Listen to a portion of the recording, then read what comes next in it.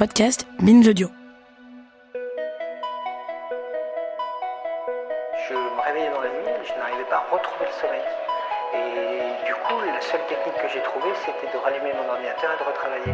Le burn-out est un syndrome d'épuisement. Il intervient le plus souvent en cas de surmenage ou de surinvestissement personnel ou professionnel au détriment de nos besoins ou de nos envies ou encore de nos valeurs. J'allume l'ordinateur, je me suis mis à suffoquer. J'avais du mal à respirer, je tremblais. Et là, d'un seul coup, je m'effondre. Mais c'est vrai que le terme anglais signifie bien ce que c'est-à-dire qu'on brûle de l'intérieur, on n'est plus soi-même. Et tous les témoignages d'ailleurs très très poignants qu'on peut entendre d'ailleurs prouvent que les personnes d'un seul coup se deviennent des cendres un petit peu et ne s'appartiennent plus.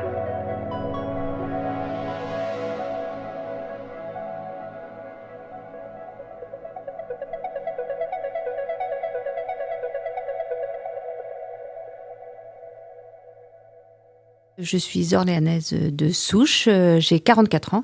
Je suis issue d'une famille, nous étions 4 dans la fratrie, donc j'ai 3 frères, avec une maman qui était au foyer, un papa donc, qui était fonctionnaire et avec vraiment une valeur travail fondamentale. C'est-à-dire que j'avais un père qui avait beaucoup de responsabilités. En tous les cas, on a toujours vécu avec cette idée que... il fallait travailler, en tous les cas, dès qu'on avait des responsabilités, on ne comptait pas son temps. Voilà, c'était vraiment ce qui a bercé ma jeunesse. J'ai vu mon père partir très tôt le matin, parfois rentrer le midi, mais en tous les cas déjeuner très rapidement et rentrer très tard le soir. Donc déjà, je peux pour ainsi dire que la semaine, on ne le voyait pas. Et en tous les cas, moi, quand j'ai commencé à travailler, j'avais vraiment cette idée que dès qu'on avait des responsabilités ou qu'en tous les cas, on était cadre, on ne comptait pas ses heures. Quand je termine mes études, à l'issue de ma dernière année, on doit faire un stage en entreprise. Et à l'issue de ce stage, les conclusions de mon rapport de stage, c'était que peut-être il était opportun de créer le poste dans l'entreprise de juriste. Et donc, le chef d'entreprise de l'époque, donc j'étais dans une société de déménagement, me dit bingo, on y va et puis on fonce.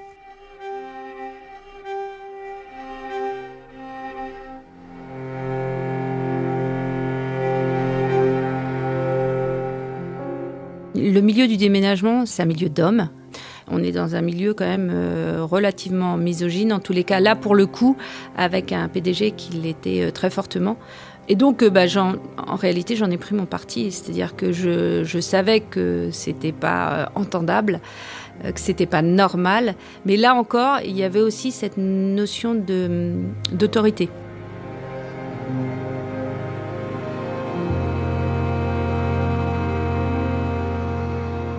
C'est-à-dire que ça venait de la part du PDG. J'avais cette idée que j'avais pas trop mon mot à dire, quoi. Donc je subissais et puis j'avais l'impression que je le subissais pas trop mal. C'est des réflexions sur votre couleur de cheveux, votre changement physique, parfois un peu votre prise de poids, vos vêtements. On m'a dit que j'étais une vache à lait, que c'était pour toucher la CAF, enfin voilà, que... Et puis les grossesses, quand les grossesses arrivent, alors oui, une première grossesse ça va, une deuxième, et puis quand c'est la troisième et la quatrième, là on finit par vous dire des remarques vraiment très désagréables. Et en fait vous encaissez parce que de toute façon il n'y a pas le choix, donc on fait avec.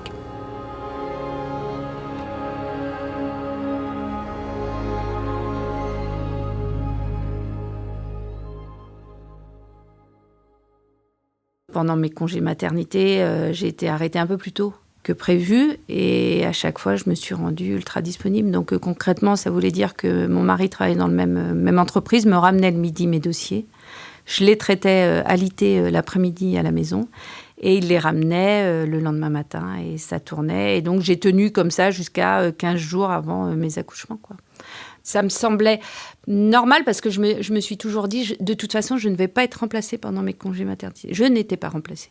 C'était toujours dans l'anticipation de se dire, quand je vais revenir, pourvu que j'ai un poste qui soit à peu près traité, des tâches qui ne s'accumulent pas et que je sois plutôt sereine, quoi. Je fais une fausse couche pour une 3e grossesse. Et là, ça me met un coup. J'avais déjà annoncé ma grossesse au travail quand c'est arrivé. Donc, je dois faire face au retour dans l'entreprise. C'est compliqué. Je me fais quasi pas arrêter. Et je me dis, je vais reprendre le travail parce que ça va m'occuper. Et en fait, je pense que ça a été une erreur. Quelques semaines après, j'ai flanché. Et flancher, ça veut dire quoi ? Ça veut dire que concrètement, j'arrivais plus à faire mon travail et je pleurais tout le temps.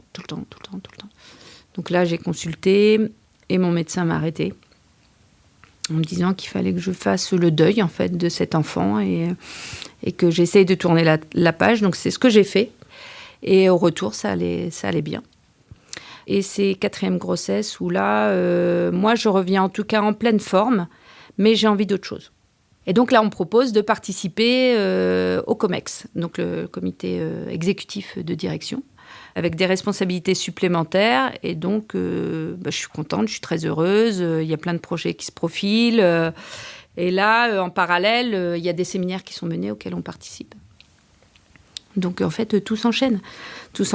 Et j'ai mon bras droit, ma juriste junior, qui part.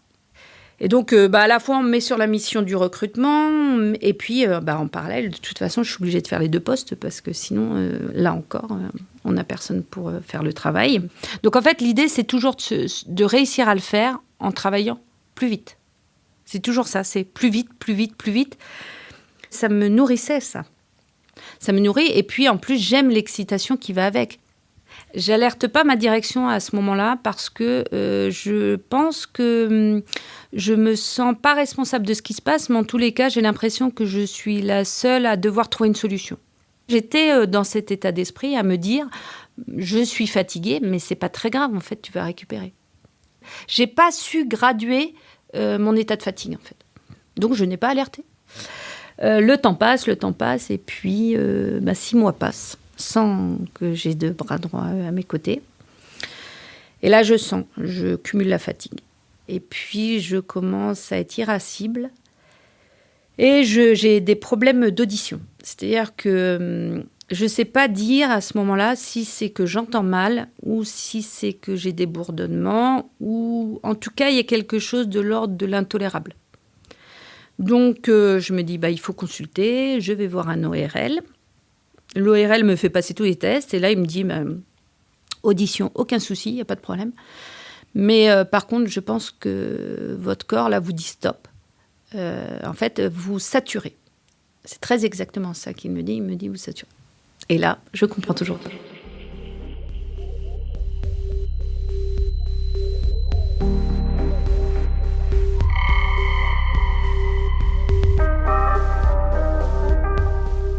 Donc je rentre et je me dis, mince alors, j'ai pas de solution.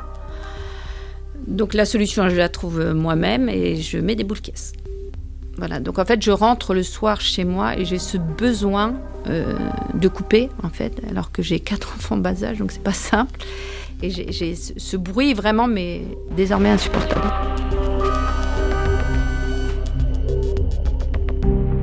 À la maison, à l'époque, alors ça peut prêter à sourire, mais on m'appelle le colonel.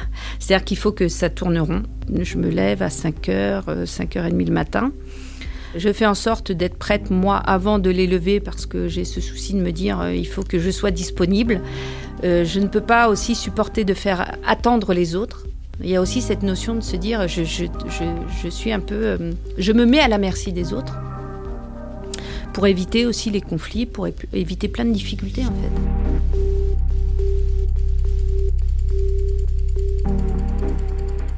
Et tout s'enchaîne toujours très très vite. On part à 7h de la maison, je dépose tout le monde pour 7h30 et je ne suis pas très loin. Alors j'ai fait en sorte d'avoir des nounous, école, périscolaire à côté du travail, justement, pour que ce soit plus pratique. Et là, j'enchaîne ma journée de travail. J'ai un mari à l'époque qui travaille beaucoup également dans la même entreprise. Et donc, c'est vrai que lui, à cette époque, prend pas beaucoup en charge les enfants. Peut-être un matin par semaine et un soir par semaine, quoi. Et en tous les cas, je sais qu'à 18h30, la crèche, la périscolaire ferme. Donc régulièrement, c'est la panique au moment de partir du travail parce qu'on est pris dans un dossier. C'est toujours à flux tendu. C'est la course, constamment. Et donc on rentre et là, tout est encore chronométré. J'ai des enfants qui ont besoin que je les aide à prendre leur douche, à faire manger. Il y a ceux qu'on doit coucher à presque 7h30 parce qu'ils sont déjà KO. Il y a les autres qu'il faut commencer à aider à faire les devoirs. Enfin voilà, tout s'enchaîne très très vite. Ça veut dire aussi que les week-ends, j'ai pensé à mes menus de la semaine. Mes menus, mes dîners du soir. Et en général, ils sont quasi prêts. Parce que fondamentalement, je n'ai pas le temps le soir de préparer les repas. Et en plus, j'ai ce souci de manger équilibré. La solution, c'est de faire la cuisine le week-end. Le temps de libre, à ce moment-là, il est... non. Il n'y en a pas.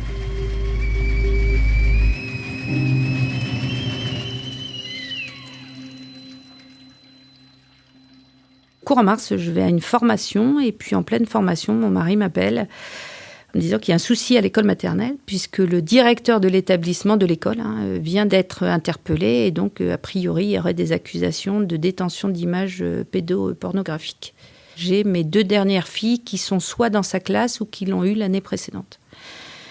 Je ne dis mot à personne, je sors de la salle et je m'en vais. Je prends le volant, donc je fais une vingtaine de kilomètres, et là, j'arrive, et donc... moi, tout m'est passé par la tête entre-temps. Pour moi, ça y est, c'est le drame. Il s'est passé quelque chose, les enfants sont concernés. Bon. Toute la nuit, je ne dors pas. Et je me réveille le matin et je suis à la ramasse et je pleure. Moi, il faut savoir que la veille au soir, j'avais tout de suite été voir la pédopsychiatre qui avait discuté avec nos enfants. Et clairement, elle avait pas trop de doutes. Pour elle, les enfants n'étaient pas touchés par la question. Bon. Donc, entre-temps, je retourne quand même travailler un peu. Mais je suis dans un état, je suis vraiment à fleur de peau. Clairement, c'est la goutte qui a fait déborder le vase. Là, je pense qu'il y a eu un cumul entre la surcharge de travail, qui était énorme, certainement des difficultés qui se sont accumulées aussi peut-être émotionnellement au fur et à mesure du temps, voire des années. Et puis là, à un moment donné, de toute façon, la fatigue physique fait qu'à un moment donné, vous ne pouvez plus raisonner correctement, quoi. Et donc, ça s'impose à vous. Le seul réflexe que j'ai, c'est de me dire qu'il faut que j'aille consulter. Mon médecin, qui est mon médecin de famille, donc qui était très à l'écoute, qui connaissait très bien mon tempérament, qui m'avait arrêtée aussi pour mes grossesses successives, qui avait déjà bataillé à l'époque parce que voulait m'arrêter plus tôt, je ne voulais pas. Donc...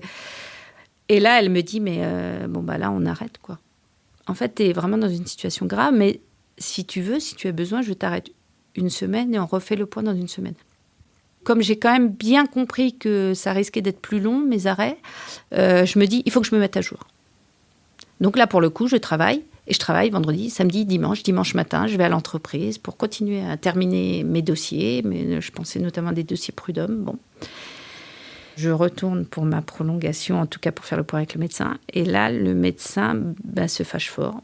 Elle me menace clairement, elle me dit soit tu t'arrêtes complètement de travailler et tu te reposes et tu dors, soit je te fais hospitaliser.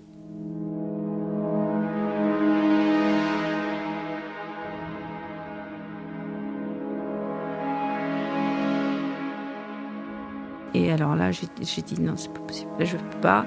C'était l'idée surtout de se dire je vais être séparée de ma famille, de mon mari et de mes enfants. Et alors là, j'ai perdu pied dans le cabinet. J'étais en état de panique. Donc j'ai dit clairement non, c'est non, j'ai compris. Et donc je suis rentrée. Et là, ça a été terminé.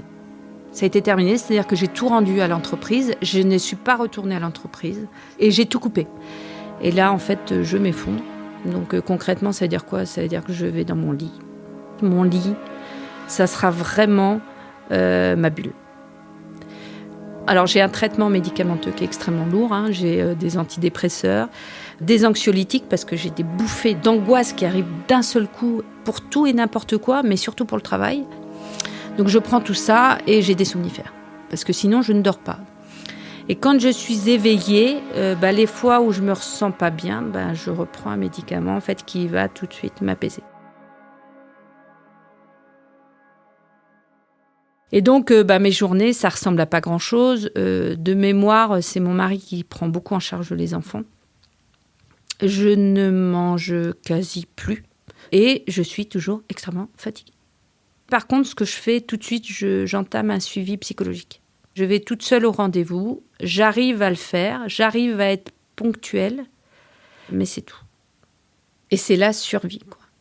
Et à ce moment-là, c'est très compliqué quand même parce que j'ai des idées qui sont très noires.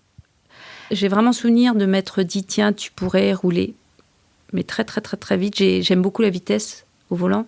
Et je m'étais dit, bah tiens, ça serait peut-être bien pratique d'avoir grosso modo un accident, quoi. Et moi, je dis que c'est la descente aux enfers. Presque, on a l'impression qu'il n'y a jamais de fin, en fait. Et que chaque jour est pire que l'autre. Et j'ai souvenir, moi, d'une remarque que ma mère m'avait fait. Elle m'a dit, écoute, quand vraiment tu te seras reposé, que ça commencera à aller un petit peu mieux, il faudra que chaque jour, tu trouves ton petit rayon de soleil de la journée. Ça a été une fois que j'ai eu récupéré physiquement. Et à partir de là, c'était l'objectif. Et donc, ça pouvait être le regard d'un passant si j'avais réussi à aller jusqu'à la boulangerie. Ça pouvait être un film que j'avais envie de voir le soir, par exemple.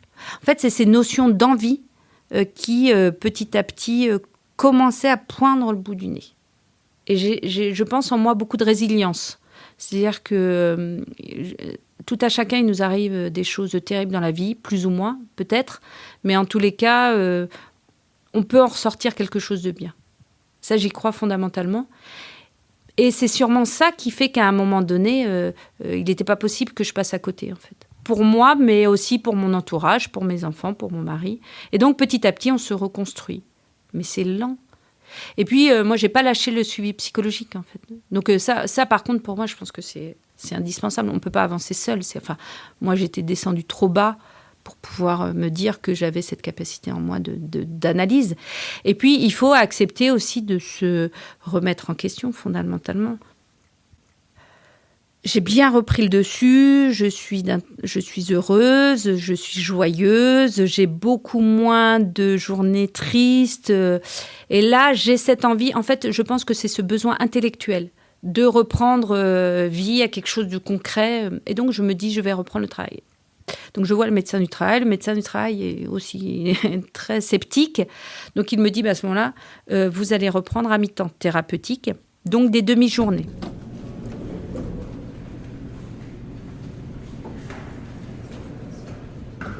Je suis arrivée et on m'a dit, c'est bien, top, vous revenez, du coup, ça nous soulage parce que nous, on a galéré pendant 6 mois. Et ça, on me l'a dit. Ça, on m'a dit, la directrice générale de l'époque m'a dit... Waouh, heureusement que tu arrives là, parce que là, en fait, nous, on n'en peut plus, quoi. Mais nous, on n'en peut plus. Mais en fait, moi, je suis encore extrêmement fragile à ce moment-là. Donc, je suis pendant 1 mois et demi en mi-temps thérapeutique, 1 mois et demi renouvelé. Parce que quand même, je suis très fragile quand même. J'ai toujours ce traitement médicamenteux quand même moins fort, mais quand même présent. Et en fait, au moment de ma prolongation, ça dérape. Ça dérape dans l'entreprise parce qu'en fait, tout le monde pense que je vais reprendre à temps plein. Donc personne n'est préparé à ça. Je pense qu'à mon retour, tout le monde s'est dit on va tenir le temps qu'elle reprenne ses marques et puis après, on reprend comme avant en fait.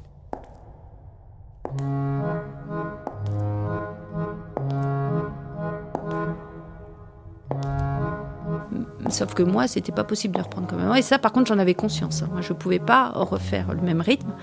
Mais par contre, je m'étais dit, comme je travaille vite... on va réussir à s'arranger, ça va pas poser de problème. Et puis là, tout se corse. Alors ça se corse comment ? En fait, j'ai une directrice qui me prend un parti, qui le prend très mal, mais qui ne verbalise pas les choses. Elle me fait subir, je pense peut-être pour elle, le fait qu'elle ne fait pas face non plus. À mon avis, c'est une histoire comme ça. Et donc, elle me convoque dans son bureau toutes les semaines en me disant que je suis une incompétente, une bonne à rien. En fait, la pression monte un peu plus. C'est-à-dire qu'à chaque fois maintenant qu'elle m'adresse la parole, je me dis, qu'est-ce qui va me tomber sur le coin du nez ? J'arrive à tenir au moment où elle m'entretient dans les bureaux, mais en fait, quand je ressors, je pleure. Et si j'évite de pleurer dans l'entreprise, je pleure sur le parking. Et donc, je pleure dans ma voiture.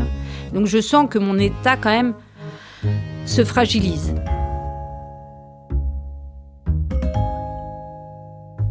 Et puis, en fait, j'alerte quand même mon PDG sur cette directrice, parce que là, je sens qu'elle va trop loin. Mais j'aurais dû faire plus, en fait. Et je ne l'ai pas fait parce que je suis sous la coupe, quand même, de la direction. C'est-à-dire que là, il y a cette notion de... C'est presque patriarcal.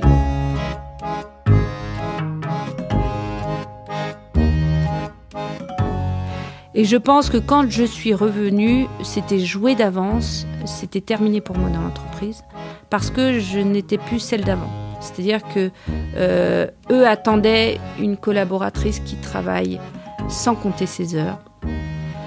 Et c'était plus le cas dans le sens où là, il fallait que j'ai des journées rythmées, cadrées. Et ça n'enlevait pas que j'aurais très bien fait mon travail, mais eux le percevaient plus comme ça. Et donc je pense qu'après, tout a été prétexte pour tenter de m'obliger à partir, ce que je n'ai pas fait, jusqu'à un point de rupture, où un jour, mon PDG me dit « c'est terminé ».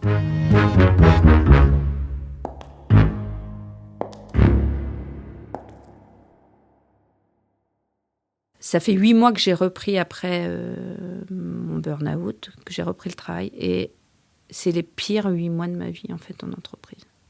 Et ça va s'arrêter là.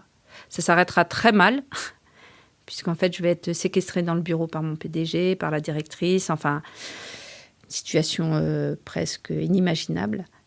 Donc, je suis en stress post-traumatique. Je ressors de l'entreprise, donc je suis diagnostiquée comme telle, j'ai une ITT de 8 jours.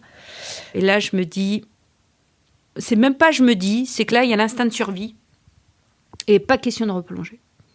C'est pas possible parce que déjà, je viens de trop loin. Donc là, je me dis, il faut trouver une solution et il faut repartir. Donc, bon an, mal an, je continue toujours mon suivi psychologique. Et je me dis, quelques mois après, il faut que je candidate pour repostuler en tant que salariée. Je suis sur le point d'être recrutée en tant que DRH. Et là, en fait, je décline. Je décline parce que je me dis que ça n'est pas possible. Je vais avoir un souci avec la hiérarchie. Après ce que j'avais subi ces derniers mois, je me suis dit, je ne peux plus. Pratiquement 1 an après, je me lançais dans l'avocature. Et je prête serment donc le 1er avril 2019. Et donc, je me lance en droit du travail et droit commercial. Et là, pour la première fois de ma vie, je peux plaider en faveur des salariés. Travailler avec les salariés, et notamment les salariés en souffrance, c'est clair que c'est une revanche. C'est une manière pour moi, finalement, d'apporter une pierre à l'édifice. Et c'est mon travail d'aider les gens à quitter, en fait, au mieux et éviter le point de rupture. Et de leur dire aussi qu'on peut être un très bon salarié, mais qu'il y a des choses qu'on peut accepter et d'autres qu'on ne doit pas accepter, et où se trouve l'essentiel, en fait. Moi, il y a une phrase qui m'a toujours marquée, c'est « Est-ce qu'on vit pour travailler ou est-ce qu'on travaille pour vivre ?» Et ça a toujours été très ambigu. Maintenant, ça ne l'est plus du tout, quoi. Je veux vivre. Mon travail, j'en suis passionnée, c'est très bien, mais il me sert à vivre. Et ce n'est pas l'inverse.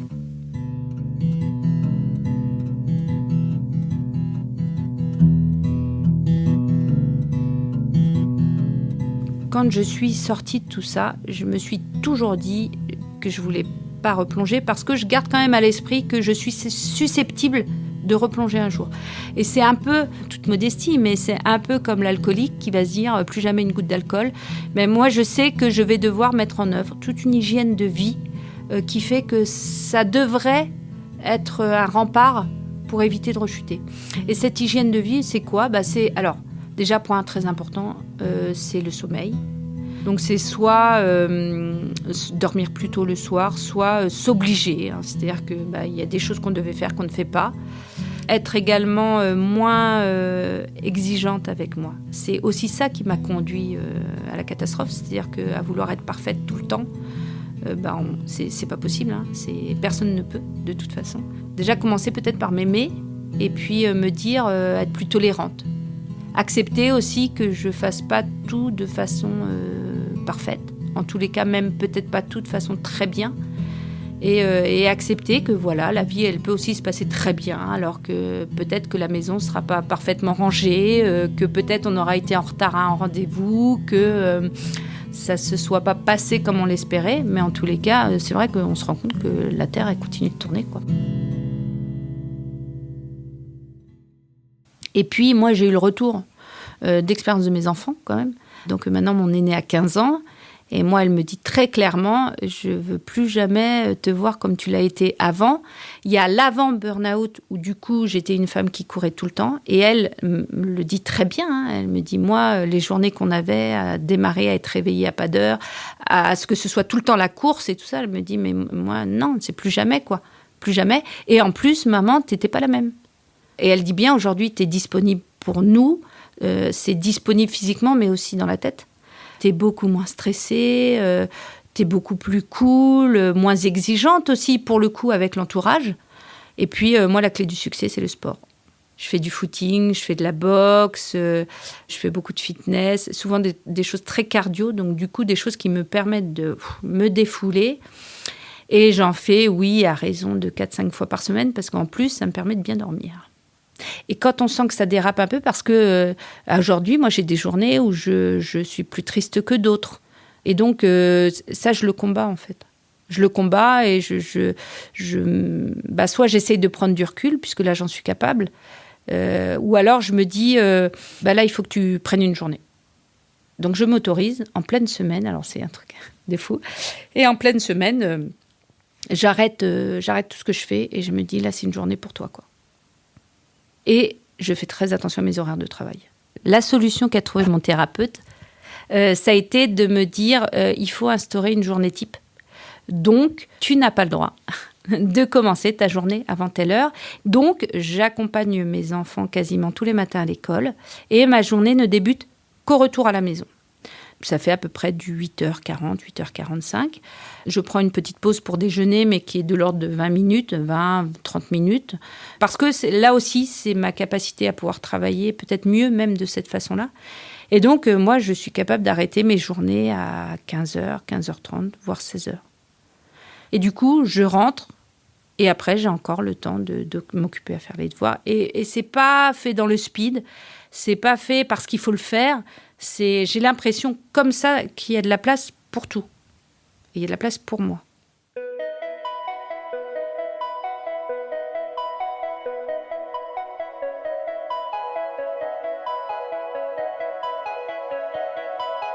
Si à l'époque, on avait été attentif à moi, on aurait vu que j'étais en train de chuter. J'étais de plus en plus fatiguée, j'étais à fleur de peau et je me dis peut-être que, voilà, on aurait pu me tendre une main. Aujourd'hui, il y a des instances qui sont là pour ça. L'employeur a sa responsabilité, mais il y a la médecine du travail, il y a les délégués des CSE qui sont là aussi pour aider.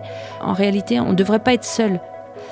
L'idée, c'est que c'est beaucoup de souffrance, c'est certain, mais on renaît et on renaît plus grand.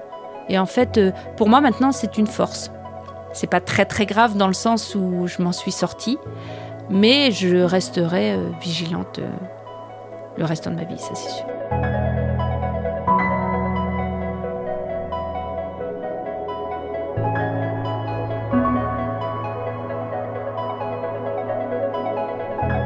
Après la pluie est un podcast de Binge Audio. Entretien mené, enregistré et monté par Inès Guiza. Réalisation, Paul Berthiaud. Production, Naomi Titi. Coordination éditoriale, David Carzon.